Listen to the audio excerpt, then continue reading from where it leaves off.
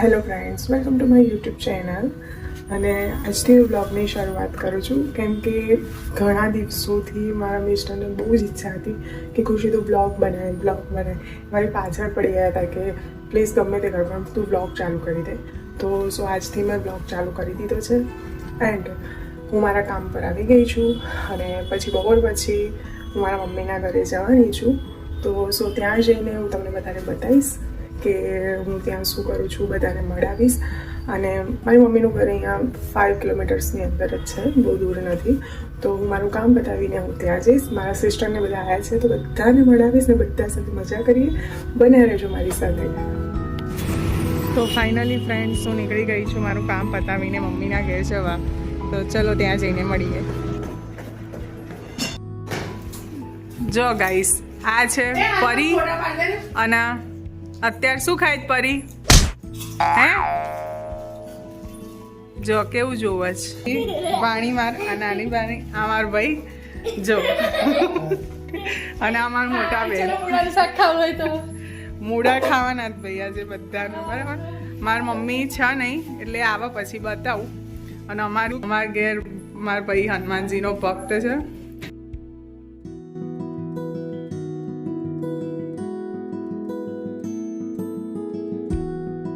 જો બોલો, શું કહેશો? આજથી બ્લોગ ચાલુ કરી દીધા છે. બહુ સરસ. તમે શું કહેશો કે આજથી મેં બ્લોગ ચાલુ કર્યો છે? અરે મને બહુ મજા આવી ગઈ. આ બધા જો ગાઈસો કેટલા બધા લાડુ ખાય છે, ભૂંગળા ખાય છે, કાળું ખાય છે. હેલો ગાઈસ, ફાઇનલી હું મારું બધું જ કામ બતાવીને પાછી અહીંયા આવી ગઈ. અને આ લોકો જો ટેણી મેણી બેઠા બેઠા શું ખાય છે? મમરા. શું ખાવ છો? પરી હાય. મમરા ખાય છે. હવે લોકો ઘરે જશે. તો ફાઇનલી ફ્રેન્ડ્સ, હું કામ પતાવીને પાછી અહીંયા આવી ગઈ છું. મારે એક બજાર ક્લાઇન્ટનું કામ હતું, એ મેં ક્લિયર કરી દીધું. અને હવે હું થોડી વાર બેઠી છું. થોડો રેસ્ટ તો લેવો જ પડે. હવે હું 6 વાગે યાની કે 5:30 હું નીકળીશ અને જઈશ મારા સ્ટુડન્ટના ઘરે. એમની સ્ટુડન્ટની એક્ઝામ ચાલે છે હમણાં, એટલે ત્યાં જવાનું છે. તો એ પતાવીને પછી હું ઘરે જઈશ. અને આ વિદ્રા જોવામાં ક્યાં હાય. આ મારી ડુપ્લિકેટ છે. એને બધી જેવું મારા જેવો શોખ છે બહુ, નહીં રુદ્રા? શું હા, દાંત ક્યાં ગયો?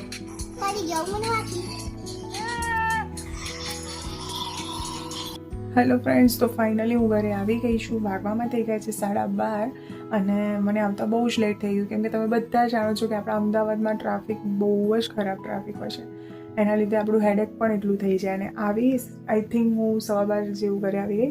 એન્ડ આવીને જમી કરી લીધું છે, ફેશન અપ થઈ ગઈ છું. તો હવે સ્મિતની રાહ જોઉં છું કે સ્મિત ક્યારે આવે, એની સાથે વાતચીત કરીએ, તમને બધાને મળાવું. અને એના માટે આ સરપ્રાઈઝ છે કેમ કે એને ખબર નથી કે મેં બ્લોગિંગ સ્ટાર્ટ કર્યું છે. તો જોઈએ એના રિએક્શન કેવા હશે.